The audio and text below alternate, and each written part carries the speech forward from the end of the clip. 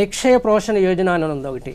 అంటే ఒక nutritional support ఈ టీబీ పేషెంట్కి ఎక్కువ న్యూట్రిషన్ సపోర్ట్ లేకపోవడం వల్ల ఎక్కువగా మల్టీ ట్యూబర్కులర్ రెసిస్టెన్స్ అన్నది ఒక డ్రగ్ ఏర్పడుతుంది. కాబట్టి వాళ్ళకి బలమైన ఆహారాన్ని ఇవ్వడం వల్ల ఫ్రీగా ఇవ్వడం ద్వారా కొన్ని ఎన్జిఓస్ ద్వారా ఇవ్వడం ద్వారా కూడా చేయాలని ఒక భాగం దీనిలో బాగున్నది.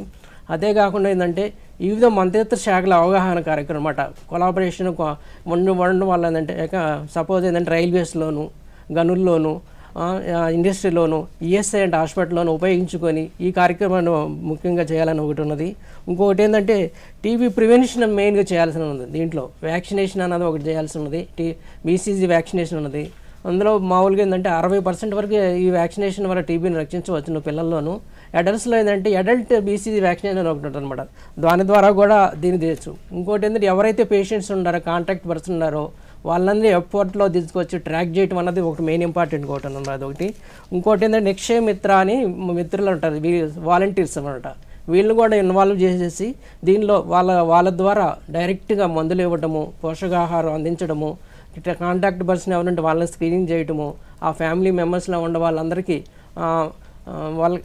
వాళ్ళకి ఏంటంటే ఒక విధంగా ఉపాధి కల్పించడం వంటి కార్యక్రమం కూడా చేయడం వల్ల ముఖ్యంగా దీంట్లో స్ట్రాటజీలో మెయిన్గా ఉన్నది దీంట్లో.